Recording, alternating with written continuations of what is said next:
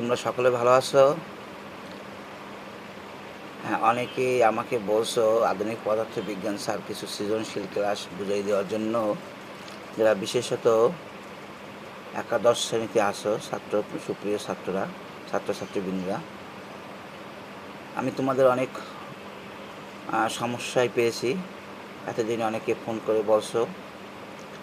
আমি আজকে সেই জন্য অনেকে রিকোয়েস্ট করেছো যে আর একটা ক্লাস নেওয়ার জন্য। তাই তোমাদের সাথে আবার এই আধুনিক পদার্থবিজ্ঞানের এখানে কিছু যে বোর্ড কোশ্চেন আসছে সৃজনশীল বা বিভিন্নভাবে, আমি আগেই বলেছিলাম যে এই অধ্যায়টা যখন পড়া শেষ হবে তখন তোমাদের অনেকগুলো সূত্র জমা হবে। তোমরা খেয়াল করে থাকবে বা বিগত লেকচারগুলো খেয়াল করবা যে প্রথম ছিল রিলেটিভিটি নিয়ে। সেখানে আমি রিলেটিভিটির সমস্ত সিস্টেমগুলো বুঝিয়েছি এবং সেইখান থেকে রিলেটিভিটির সেই জিনিসগুলো তোমাদের সমীকরণগুলো সাজিয়ে দেখিয়েছি এরকমভাবে। মনে আছে সবাই সেই শিটগুলো? হ্যাঁ,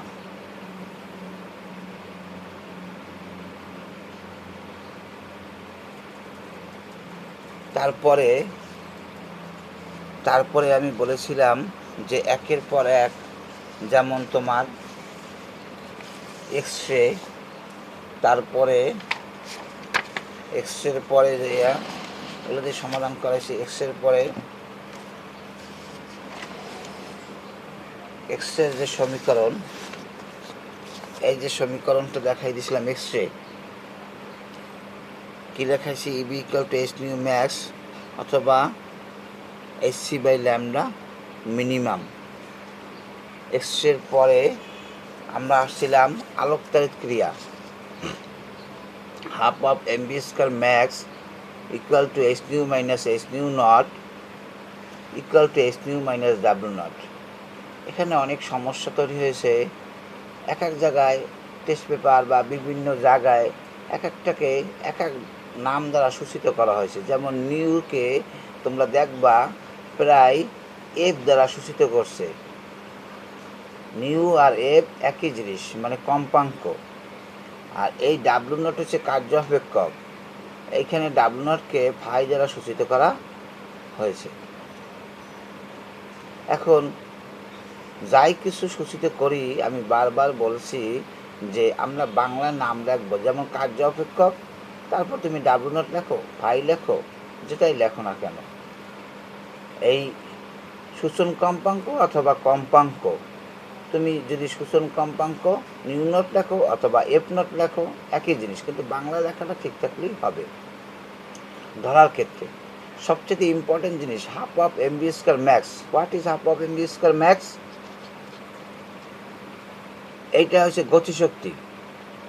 তাহলে এই গতিশক্তিকে আমরা ই দ্বারা সূচিত করতে পারি, ইকে দ্বারা সূচিত করতে পারি, কে ই দ্বারা সূচিত করতে পারি, শুধু কে দ্বারা সূচিত করতে পারি, বিভিন্নভাবে বিভিন্ন জায়গায় সূচিত করা হয়েছে। আমাদের প্রয়োজন অনুযায়ী আমরা একটা জিনিস সবসময় মনে রাখবা, এইটা actually E equal to H nu minus H nu naught. এখন এই ইকে তুমি half of M B square max লিখতে পারো। তাহলে তোমার যদি কোনো সময় ভি চাই, তাহলে তুমি অথবা এম চাই, তাহলে তুমি এখান থেকে বেরিয়ে আসবে ভি অথবা এম এর মান, আর অন্য অন্য মানগুলো দেওয়া থাকবে। প্রতিটি অঙ্ক করার ক্ষেত্রে আমাদের খেয়াল করতে হবে প্রশ্নে অথবা উদ্দীপকে কি কি দেয়া আছে, সর্বশেষ আমাকে কি বের করতে বলছে। আমি নতুন যারা ছাত্রছাত্রী এবং যারা নতুন অধ্যায়টা করতেছো তাদের জন্য আমি এটা আবার সুন্দরভাবে উপস্থাপন করতেছি। তোমরা উদ্দীপকটা ভালো করে পড়ার পরে ডান সাইডে আমি বলছি, ডান সাইডে অঙ্ক দেখাইছি যে কীভাবে তুমি ডান সাইডে নোট করবা যা যা দেওয়া আছে।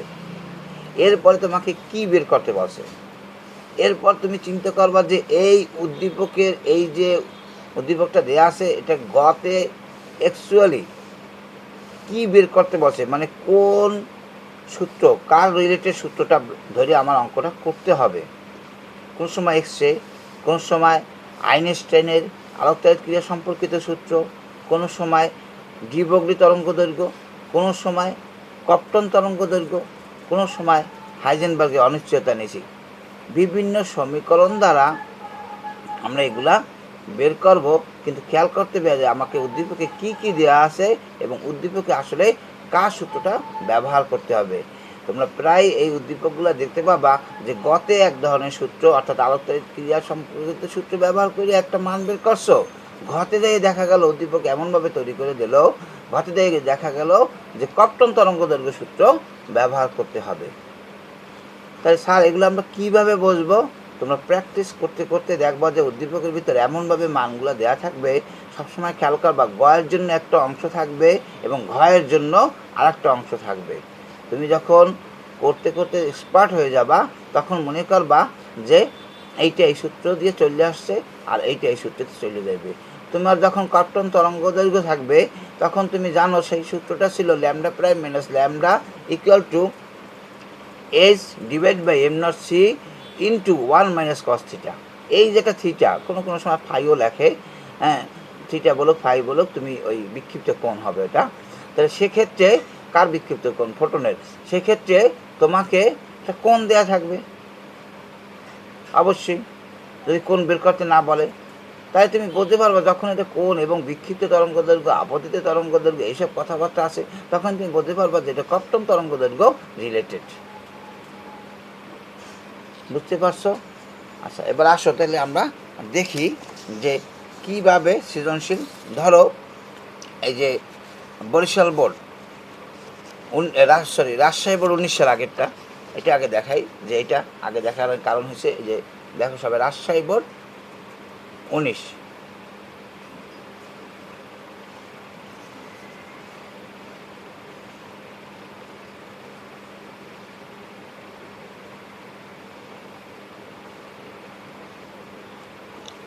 কি বলছে রাজশাহী বোর্ড 19-এ?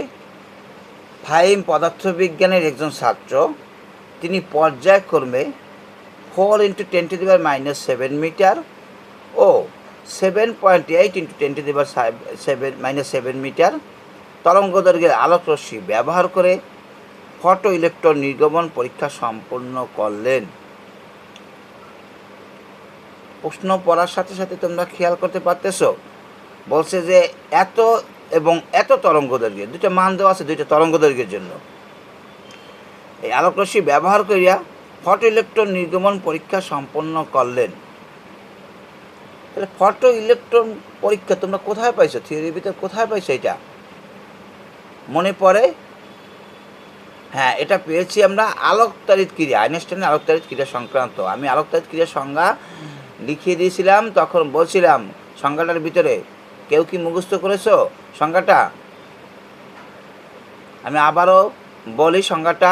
যথোপযুক্ত উচ্চ কম্পাঙ্ক বিশিষ্ট আলোকরশ্মি কোনো ধাতব পৃষ্ঠে আপতিত হলে তা থেকে ইলেকট্রন নিঃসৃত হয়, তাকে আলোকতাড়িত ক্রিয়া বলা হয়। এই ঘটনাকে আলোকতাড়িত ক্রিয়া বলে। আর যে ইলেকট্রনটা নিঃসৃত হয় তাকে ফটো ইলেকট্রন বলে। দেখছো ওই যে ফটো ইলেকট্রন কথাটা চলে আসছে। তাহলে কি তোমরা আইডেন্টিফাই করতে পারতেছো যে এইটা আমাদের আলোকতাড়িত ক্রিয়ার ভিতরে যাবে? আসো, তারপরে বলছে তার পরীক্ষায় ব্যবহৃত ধাতুর পর্যবেক্ষক 2.3 ইভি। এই ইভি সম্বন্ধে আমি বলে নিই আগেই। ইভি মানে ইলেকট্রন ভোল্ট, এটা একটা বড় একক। এখন শক্তির বা ইসের কাজে যাই বলো না কেন, বড় একক। 1 ইভি সমান সমান 1.6 × 10⁻⁻19 জুল। অনেকেই বলছো যে স্যার এই মানগুলো কোথায় পাবো, এম এর মান কোথায় পাবো হঠাৎ করে? ইলেকট্রনের এম এর মান, ভরের মান। আমি বলছি যে এইগুলো তোমাদের মুখস্থ রাখতে হবে। এই অধ্যায়গুলো অনেক মান তোমরা মুখস্থ রাখতে হবে। যেমন তোমার প্ল্যাঙ্ক কনস্ট্যান্ট কি, এইচ মান কত? 6.63 × 10⁻⁻34 জুল সেকেন্ড, এককটা হবে জুল সেকেন্ড। তারপরে তোমার ভর m equal to 9.1 × 10⁻31 kg, 9.1 × 10⁻31 kg. আচ্ছা আসো, ব্র্যাকেটে দেওয়া আছে যে ওই যে দেখো ব্র্যাকেটে মানগুলো দেওয়া আছে। উদ্দীপকে অনেক সময় অনেক মান দেওয়া থাকবে, অনেক মান নাও দেওয়া থাকতে পারে। যেমন এইগুলো কনস্ট্যান্ট মানগুলো নাও দেওয়া থাকতে পারে। রিমেম্বারের যেমন সি, আলোর বেগ এটা তোমাদের জানা 3 × 10⁸ মিটার পার সেকেন্ড। আমি এখানেও বলিনি, উদ্দীপকের মধ্যে তোমাকে যে মানটা দেবে, ধরো সিন মান 3 × 10⁸ মিটার পার সেকেন্ড না দিয়া 2.9 সামথিং এরকম দেওয়া আছে × 10⁸ মিটার পার সেকেন্ড, তোমাকে কিন্তু তখন ওই মানটাই ব্যবহার করতে হবে। তুমি কোনোভাবেই 3 × 10⁸ এই মানটা মুখস্থ যে মানটা সেটা বসাইতে পারবা না অঙ্কের মধ্যে। বুঝতে পারছো কথা? যেভাবে তোমাকে উদ্দীপকে মান দেওয়া থাকবে সেই মানটাই তোমাকে ব্যবহার করতে হবে।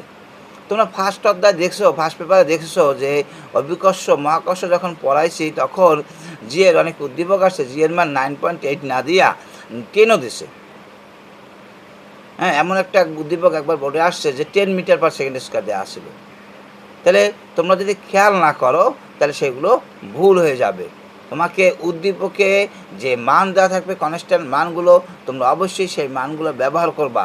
আর যদি না দেওয়া থাকে তখন তুমি যে তোমার জানা মানটা আছে সেই মানটা ব্যবহার করে অঙ্কগুলো করবা।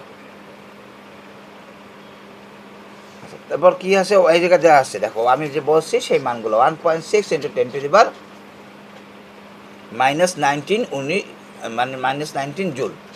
আচ্ছা, তারপরে দেওয়া আছে এইচ এর মান 6.63 × 10⁻−34 joule second.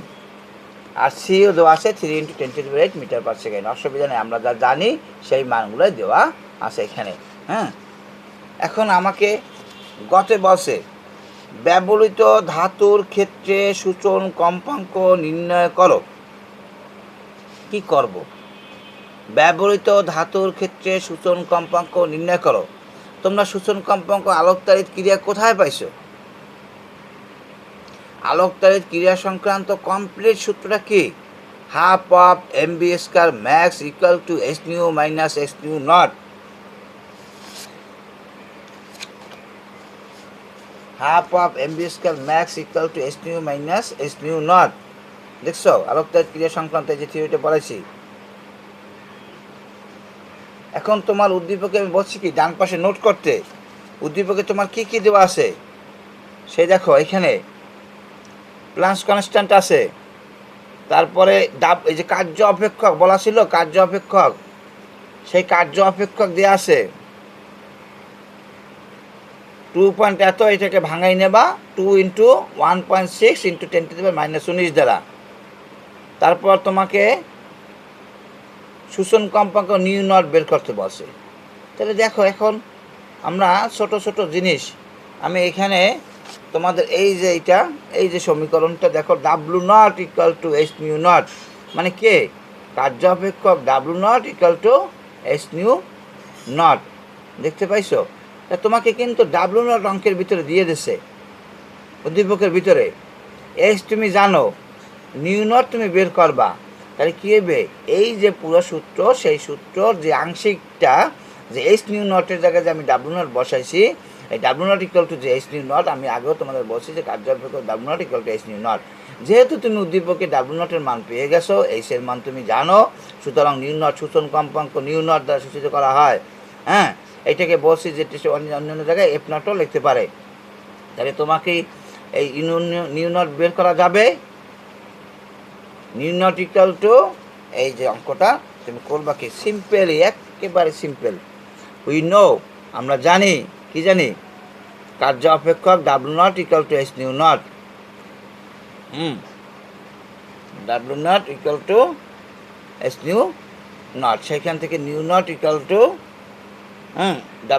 W0/h nu not, এই W0 এর মান আর এই জায়গায় h nu নটের মান বের করছো, অঙ্কটা বের হয়ে আসছে।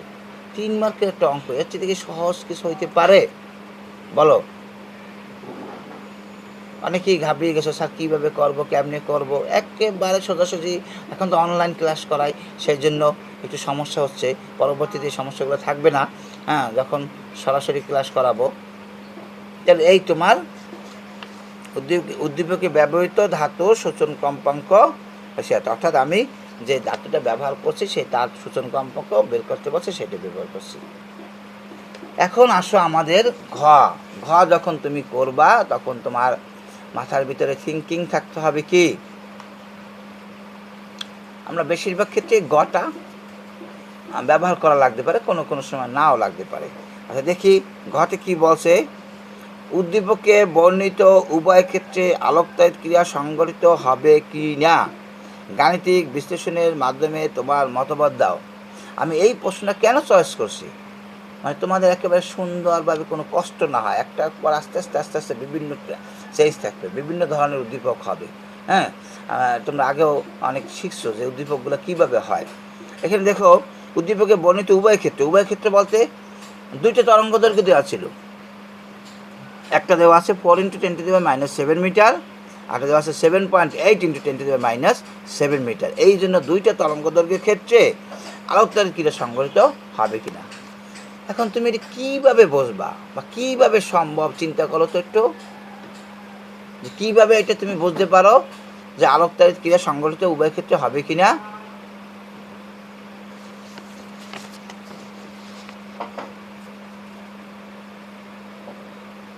আমরা ব্যবহৃত ধাতুর গতে কিন্তু ব্যবহার করছি, দেখছো, এই যে এইটা নিউনটিক্যাল টু 5.55 × 10⁻14 হার্স শোষণ কম্পাঙ্ক। তাহলে তোমাদের মাথার ভিতরে রাখতে হবে ওই সংজ্ঞাটা, ওই সংজ্ঞাটা, মানে তোমার ওই যে ধাতব পাতে যত পর্যন্ত কম্পাঙ্ক বিশিষ্ট আলোকরশ্মি যদি আপতিত হয়, তাইলেই তোমার ওইখান থেকে ইলেকট্রন নিশ্চিত হবে, নচেত হবে না।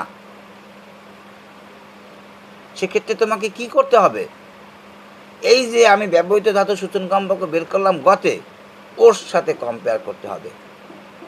রিমেম্বার সবসময় খেয়াল করবা যে আমার বেশিরভাগ ক্ষেত্রেই তুলনা দেয়, তুলনা। তাহলে আমি অনেক ক্ষেত্রে দেখাচ্ছি, যেহেতু এইটা গ্রেটার দেন এইটা লেস দেন এইটা, এরকম করে পরবর্তীতে আমি লাইনটা লিখবো যে এইটার কারণে এটা হবে অথবা এটা হবে না।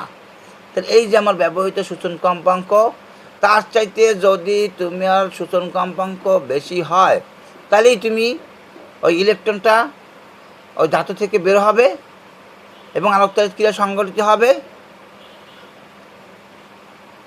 আর যদি কম হয় তাহলে ইলেকট্রন বের হবে না আর আলোকতায়িত ক্রিয়া সংঘটিত হবে না। It is clear.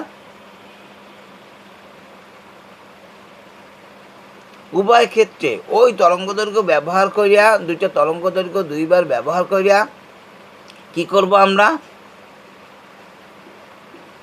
কম্পাঙ্ক বের করব। সেই কম্পাঙ্ক, শোষণ কম্পাঙ্ক না কিন্তু, কম্পাঙ্ক বের করব। ওই তরঙ্গদৈর্ঘ্য ব্যবহার করিয়া, প্রথম তরঙ্গদৈর্ঘ্য ব্যবহার করিয়া আমরা কম্পাঙ্ক বের করব, দ্বিতীয় তরঙ্গদৈর্ঘ্য ব্যবহার করে আমরা কম্পাঙ্ক বের করব। যে তরঙ্গদৈর্ঘ্য ব্যবহার করার পরে ব্যবহৃত শোষণ কম্পাঙ্কের চাইতে ওর কম্পাঙ্ক বেশি আসবে, তার ক্ষেত্রে ইলেকট্রন নিশ্চিত হবে এবং আলোকতাড়িত ক্রিয়া সংঘটিত হবে। যদি দুইটার ক্ষেত্রে, হ্যাঁ স্যার, যদি দুইটার ক্ষেত্রে হয় তাহলে বলবা উভয় ক্ষেত্রেই আলোকতাড়িত ক্রিয়া সংঘটিত হবে। যদি উভয় ক্ষেত্রে তোমার কম্পাঙ্ক বেশি হয় সূচন কম্পাঙ্কের সাথে, আর যদি কোনোটার ক্ষেত্রেই না হয় তাহলে বলবা যে কারো ক্ষেত্রেই আলোকতাড়িত ক্রিয়া সংঘটিত হবে না। এখন আর আমার করানো লাগে, বুঝতে পারছো কি করবা? ঘর নম্বর আমি আবারও পরিষ্কার করে বলি, তুমি যে ব্যবহৃত শোষণ কম্পাঙ্কটা গতে পেয়েছো, তোমার যে উদ্দীপকে দুইটা তরঙ্গদৈর্ঘ্য দেয়া আছে, প্রথম তরঙ্গদৈর্ঘ্য এবং দ্বিতীয় তরঙ্গদৈর্ঘ্য, এই দুইটা তরঙ্গদৈর্ঘ্য ব্যবহার করে তুমি কম্পাঙ্ক বের করবা। সেই কম্পাঙ্ক দুইটা যদি আমি কম্পেয়ার করব ব্যবহৃত শোষণ কম্পাঙ্কের সাথে, তার চেয়ে যদি বেশি হয় তাহলে তোমার আলোকতাড়িত ক্রিয়া সংঘটিত হবে, যদি তার চেয়ে বেশি না হয় তাহলে আলোকতাড়িত ক্রিয়া সংঘটিত হবে না। বুঝতে পারছো? আচ্ছা দেখো, এখন এই যে করছি আমি, দেখতে পাচ্ছ সি ইকুয়াল টু নিউ1 λ1, তার মানে নিউ1 ইকুয়াল টু λ1/c। সি হয়েছে তোমার c equal to nu lambda সমীকরণ আমরা জানি, সেইখানে সি এসে আলোর বেগ, আর λ1 তোমার তরঙ্গ দৈর্ঘ্য দেওয়া আছে 4 × 10⁻⁷, আর সি এসে 3 × 10⁸। সেখান থেকে তোমার নিউ1 বের হয়েছে 7.5 × 10⁻14 হার্স। 7.5 × 10⁻14 হার্স। এটা কি আমার শোষণ কম্পাঙ্কের চাইতে বেশি না কম? বেশি, কারণ শোষণ কম্পাঙ্কে আমার আছে 5.55 ইন্টু 10⁻14 হার্স, তাহলে এটা হচ্ছে 7.5, তাহলে বেশি আছে, তাহলে এখানে আলোকতাড়িত ক্রিয়া সংঘটিত হবে প্রথমটার ক্ষেত্রে। এবার আসো দ্বিতীয়টার ক্ষেত্রে। দ্বিতীয়টার ক্ষেত্রে যখন তুমি মান বসেছো তখন পাইছো 3.85 ইন্টু 10⁻14 হার্স। এবার দেখো দ্বিতীয়টায় কিন্তু তুমি কি পেলে, দ্বিতীয়টার সময় তুমি পেয়েছ কম পেয়েছো, কম্পাঙ্ক তুমি কম পেয়েছো, তার মানে ব্যবহৃত সূচন কম্পাঙ্কের চাইতে কম আছে। তার এই জায়গায় দেখো এখন আমি কম্পেয়ার করছি, lambda nu one is greater the nu naught, তার মানে প্রথমটা ব্যবহৃত শোষণ কম্পাঙ্কের চেয়ে বড়, এবং nu two is less than nu naught, তার মানে দ্বিতীয়টার ক্ষেত্রে কম্পাঙ্ক সূচন কম্পাঙ্কের চেয়ে ছোট। সুতরাং আমরা বলতে পারি প্রথমটা থেকে আমার উভয় ক্ষেত্রে আলোকতাড়িত ক্রিয়া সংঘটিত হবে না। প্রথমটার ক্ষেত্রে আলোকতাড়িত ক্রিয়া সংঘটিত হবে এবং দ্বিতীয়টার ক্ষেত্রে আলোকতাড়িত ক্রিয়া সংঘটিত হবে না। এই তো 4 মার্ক। কি কঠিন বলো, এমন কোনো কঠিন জিনিস? এইটা লিখে দেবা যে অর্থাৎ উদ্দীপকে ব্যবহৃত ধাতুর সূচন কম্পাঙ্ক অপেক্ষা প্রথম রাশির কম্পাঙ্ক বেশি কিন্তু দ্বিতীয় রাশির কম্পাঙ্ক কম। সুতরাং আমরা বলতে পারি যে প্রথম রাশির ক্ষেত্রে আলোকতাড়িত ক্রিয়া সংঘটিত হবে কিন্তু দ্বিতীয় রাশির ক্ষেত্রে আলোকতাড়িত ক্রিয়া সংঘটিত হবে না। তোমাদের প্রশ্ন ছিল উদ্দীপকে বর্ণিত উভয় ক্ষেত্রে আলোকতাড়িত ক্রিয়া সংঘটিত হবে কি না। গাণিতিক বিশ্লেষণের মাধ্যমে তোমার মতামত দাও। বুঝছো?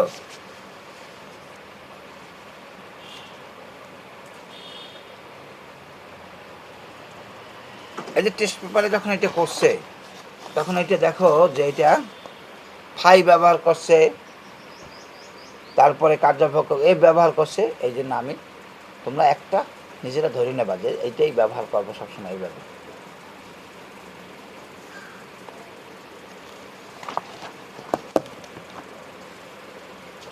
আচ্ছা, এরপর আসো ঢাকা বোর্ড 19 সাল।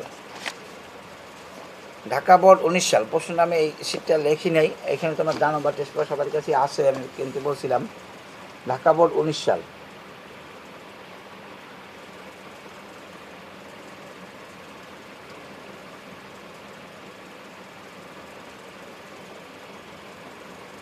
দেখছো প্রশ্ন কি বলছে, ইলেকট্রনের সাথে সংঘর্ষের ফলে, একটা মজার বিষয় কি, এই অধ্যায়গুলো কিন্তু তোমরা যখন ভালো মতন বুঝতে পারবা এর চেয়ে আর মজার অধ্যায় নাই। এগুলো তুমি দেখলেই বুঝতে পারবা যে কখন কোন জিনিসটা কিভাবে করতে হবে। ইলেকট্রনের সাথে সংঘর্ষের ফলে, সংঘর্ষ কোথায় পড়াইছি আমি? ফোটনের সাথে সংঘর্ষ ইলেকট্রনের, কে বলছে, কোথা থেকে এই থিওরিটা কোথার? কপটন ক্রিয়ার সাথে। কপটন ক্রিয়ার সংজ্ঞা মনে আছে? সেই কপটনে বলছে না, বিক্ষিপ্ত তরঙ্গদৈর্ঘ্য যদি আপতিত তরঙ্গদৈর্ঘ্যের চেয়ে বেশি হয় তখন তাকে কপটন ক্রিয়া বলা হয়। Lambda prime minus lambda equal to H by am not c into 1 minus cos theta. এখানে 3টা তরঙ্গ দৈর্ঘ্য, এই সমীকরণটায় 3টা তরঙ্গ দৈর্ঘ্য এই সমীকরণের ভিতরে, এই যে সেই চিত্র কপটন তরঙ্গ দৈর্ঘ্য দেখো একটু, সবার কাছে এই জিনিসটা আছে এখন।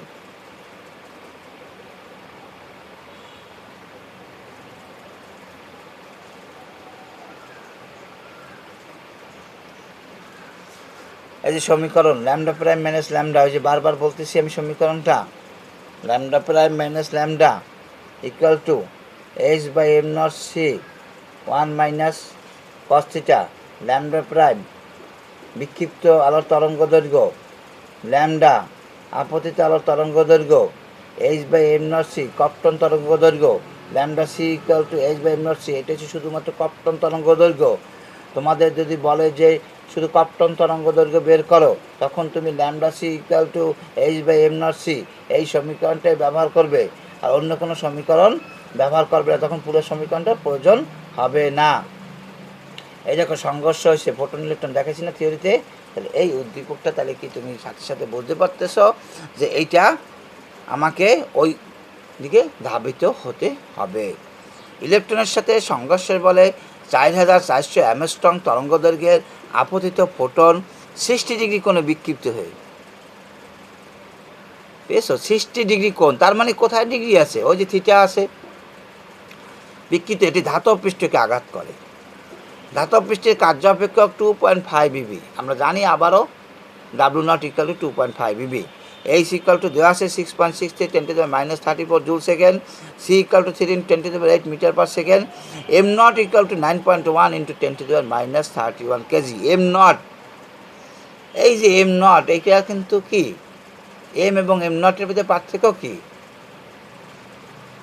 আমরা রিলেটিভিটি পড়ছি, সেখানে বলছে গতিশীল অবস্থায় বস্তুর ভর বৃদ্ধি পায়। তাহলে এইটা হচ্ছে রেস্ট মাস, হ্যাঁ, নিশ্চল ভর। আর যদি শুধুমাত্র এম লেখো তখন সেটা হবে গতিশীল ভর। আচ্ছা, তারপর দেখো এখন এখানে কি বলছে গতে আপতিত ফোটনের শক্তি কত? আপতিত ফোটনের শক্তি কত? এটা ষোলো জিনিস, এর জন্য আর আমি সেটি করাই। আপতিত ফোটনের শক্তি, তাহলে তুমি এখানে খালি সমীকরণ ব্যবহার করবা E = h new, E = h new, E = h new, আপতিত ফোটনের শক্তি। দেখছো, E = h নিউ, সেখান থেকে hc/λ, তোমার নিউ দেওয়া নাই, আছে? নিউ দেওয়া থাকলেই আমরা সরাসরি সাথে যেহেতু c = new lambda, new = c/λ, আমরা যখন খুশি ট্রান্সফার করে নিতে পারবো। তারপর তোমার এখান থেকে সির মান তুমি জানো, এইচের মান জানো, ল্যামডার মান 4400 অ্যামস্ট্রং। এখানে খেয়াল করবা আবার অ্যামস্ট্রংয়ের অঙ্কগুলো, তরঙ্গ দৈর্ঘ্যের অ্যামস্ট্রং দেওয়া থাকবে। 1 অ্যামস্ট্রং = 10⁻10 মিটার। এটাকে ট্রান্সফার করে নিতে হবে। তারপর মান বসাই দিচ্ছি, এর মান চলে আসছে। যদি জুলে চলে আসে তুমি ইচ্ছা করলে এটাকে ইবিতে নেবা। ইবি থেকে জুলে আসবো, বড় একক থেকে ছোট এককে আসবো, গুণ করে আসবো, ছোট একক থেকে বড় এককে যাব, ভাগ করে যাব। যে মানটা আছে সেটাকে তুমি 1.6 × 10⁻19 দ্বারা ভাগ করবা। ও তোমাদের একটা গুরুত্বপূর্ণ কথা বলে নিই। তোমরা অনেকেই যারা ভালো পারো তাদের জন্য এই বার্তাটা না, কিন্তু যতই ভালো পারো ক্যালকুলেটর এই অধ্যায় ব্যবহার করতে কিছুটা সমস্যার তৈরি হবে। কারণ এক্সের পাওয়ার আছে 10⁻34, 10⁻10, 10⁻19, এরকম একাধিক পাওয়ার আছে। যদি ক্যালকুলেটর অপারেটিং করতে যাই তুমি দেখো যে বারবার আমার ভুল হচ্ছে, আমি রেজাল্ট মিলাইতে পারতেছি না। সবসময় তোমাদের রেজাল্ট, এটা অঙ্ক এইগুলো সোজা, কিন্তু রেজাল্ট কিন্তু মিলানোটা কঠিন। এই যে যারা ক্যালকুলেটর অপারেটিংয়ে দুর্বল থাকবা, সেখানে তোমরা অনেকে আসো যে একসাথে করেও বের করতে পারো, কোনো সমস্যা নাই। আমাদের অনেক বড় বড় লাইন করতে হবে, কোনো সমস্যা নাই। সারা জানে যে তুমি এটা ক্যালকুলেটর অপারেটিং করে নিয়ে আসছো, হ্যাঁ, দিস ইজ প্রসেস।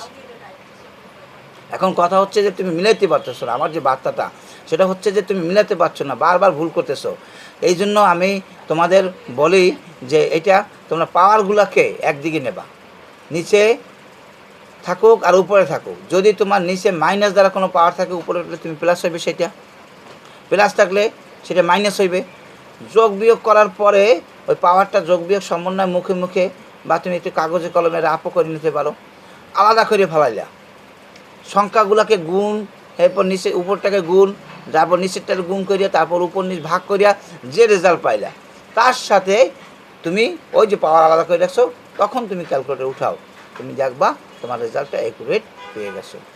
যদি তোমাদের প্রথম দিকে প্রারম্ভিক অবস্থায় এরকম সমস্যা তৈরি হয়, তখন তোমরা এইভাবে করবা। তাহলে কি হবে, তোমার কিন্তু তোমরা মনে করো ক্যালকুলেটর অনেক দ্রুত করতে পারবো, তাড়াতাড়ি করে, তাড়াহুড়ো করতে যাই এই ভুলগুলা হওয়ার সম্ভাবনা বেশি। তারপর তুমি 2বার 3বার চেষ্টা করতেছো, তাতে কিন্তু তুমি ওই যে ভাঙ্গে করতে যে সময় যাবে তার চেয়ে বেশি সময় যাচ্ছে। This is my suggestion.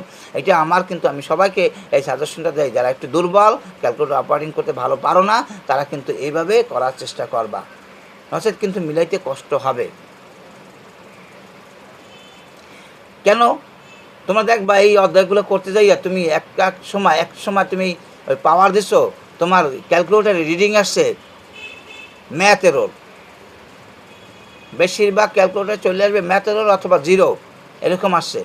এখন স্যার অঙ্ক স্যার আপনি বললেন এরকম করতেছি, আমি তো পারি এক্সপার্ট, আমি তো মিলাইতে পারি, তাহলে কী সমস্যা হলো স্যার? ক্যালকুলেটর নষ্ট না কি?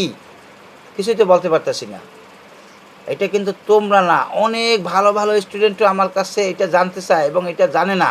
হ্যাঁ, আমি দেখছি যে এটা জানে না কী কারণে। এটা তোমাদের ত্রুটি না, এটা হচ্ছে ক্যালকুলেটরের আমাদের ক্যালকুলেটর বাজারে যা পাওয়া যায় সেখানে ম্যাক্সিমাম ক্যালকুলেটরে পাওয়ার 10⁻, দেখবা তুমি 10⁻99 উঠেছে, তোমার রিডিং আসছে। কিন্তু 10⁻100 যখন করবা তখন তোমার রিডিং আসবে না। তার মানে কি, ওই ক্যালকুলেটরে এই পর্যন্তই তোমার সীমাবদ্ধতা ছিল, তারপর আর লিমিটেশন নাই। প্রত্যেকটার যে একটা ক্যাপাসিটি থাকবে, তাহলে 100 যখন হবে তখন তোমার আর রিডিং দেবে না। একটা নতুন জিনিস জানলা, এই জন্য তোমাকে কি করতে হবে? এই জন্য আমাকে ওই প্রাচীন মেথডেই যেতে হবে।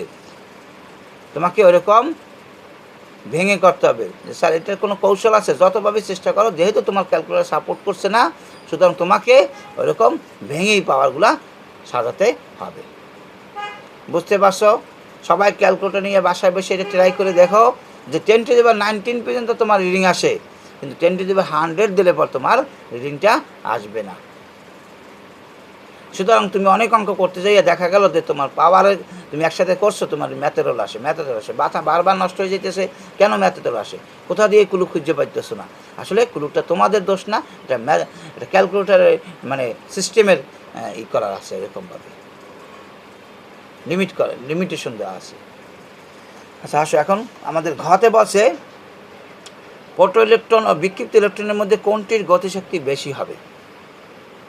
আচ্ছা, ফটো ইলেকট্রন এবং বিক্ষিপ্ত ইলেকট্রন, তোমরা কিন্তু এই জিনিসটা ফটো ইলেকট্রন আর বিক্ষিপ্ত ইলেকট্রন এটা দিয়ে একটু গুলাই যেতে পারো যে স্যার ফটো ইলেকট্রন আর বিক্ষিপ্ত ইলেকট্রন, এই জিনিসটা আবার কেমন কথা হলো?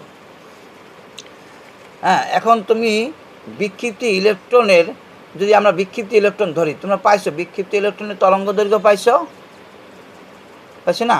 তাহলে বিক্ষিপ্ত ল্যামডা প্রাইম মাইনাস ল্যামডা, এই সমীকরণ থেকে lambda prime minus lambda equal to h naught m not c by h, হ্যাঁ 1 মাইনাস কস থিটা লিখে তুমি এখান থেকে সরাসরি ল্যামডা প্রাইম নিয়ে আসছো। সব মান তুমি বসাইতে ওই যে উদ্দীপকে সব মান দেওয়া আছে, সব মানগুলো উদ্দীপক এম নটের মান হইতে শুরু করে সব মানগুলো দেওয়া আছে। তুমি বিক্ষিপ্ত তরঙ্গ দৈর্ঘ্য নিয়ে আসছো। বিক্ষিপ্ত ইলেকট্রনের এই জায়গায় বিক্ষিপ্ত ফোটনের তরঙ্গ দৈর্ঘ্য, বিক্ষিপ্ত ফোটনের তরঙ্গ দৈর্ঘ্য তুমি নিয়ে আসছো। ইলেকট্রন ফোটন ইকুয়াল টু, এখন তোমার কি করতে হবে? শক্তি বের করতে হবে। তাই তুমি লিখবা কি, half of M B square max equal to H nu minus H nu not. E আর half of M B square max না বাদ দিয়ে লিখলাম E equal to H nu minus H nu prime. নটও বাদ দিয়ে দিলাম, এটা কাটা, নটও বাদ দিয়ে দিলাম, নিউ প্রাইম দিলাম। এখান থেকে তুমি এটাকে ভাঙ্গাইলে এইচ সি বাই ল্যামডা, আর এখানে ভাঙ্গাইলে H C by lambda prime. H C common নিলাম 1 মাইনাস lambda minus 1 by lambda minus 1 by lambda prime. সব মান টান বসাইয়া তুমি দেখো কি করলা, ফটো ইলেকট্রনের এই বিক্ষিপ্ত ইলেকট্রনের গতিশক্তি বের করলা। এত বিক্ষিপ্ত ইলেকট্রনের গতিশক্তি বের হয়ে গেল। এরপর তুমি যাবা ফটো ইলেকট্রনে আবার তুমি ই prime equal to H nu minus H nu not, এখান থেকে তুমি ডাব্লিউ নট যেহেতু কার্যব্যাপক দেওয়া আছে, তাহলে তুমি কি করলা, এখান থেকে তুমি ফটো ইলেকট্রনের গতিশক্তি বের করলা। এরপরে এগুলো এখন দেখলেই পারবা, বলে দিয়েছি ফটো ইলেকট্রনের গতিশক্তি বিক্ষিপ্ত ইলেকট্রনের গতিশক্তি অপেক্ষা বেশি হবে। আচ্ছা ঠিক আছে। আর বরিশাল বোর্ড 19 সাল, বরিশালগুলো এখন এভাবে দেখলি বরিশাল বোর্ড 19 সাল। হ্যাঁ, বরিশাল বোর্ড 19 সালে কি বসে?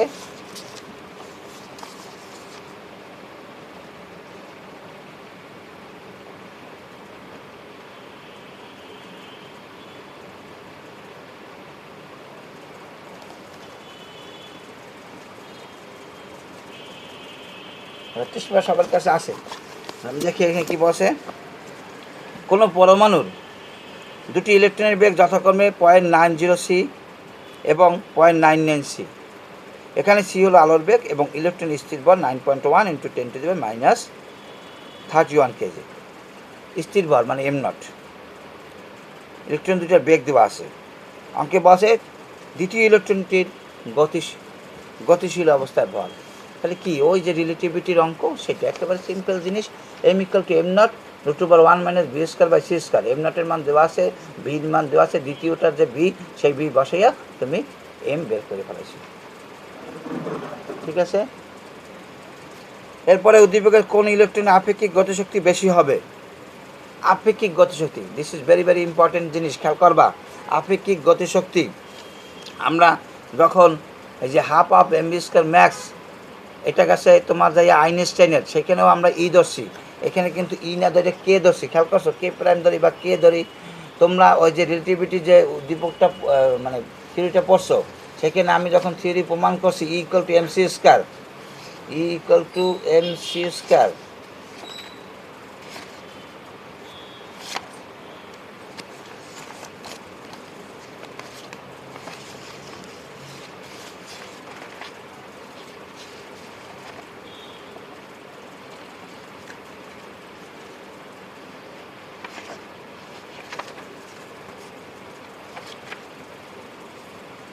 এই যে ই = mc², এখানে একটা সমীকরণ ছিল, এই যে ইকে = দেখো ওই যে 5 নম্বর সমীকরণটা, ইকে = mc² - m0c², সেখানে কিন্তু লেখা আছে ইকে মানে গতিশক্তি, mc² মানে মোট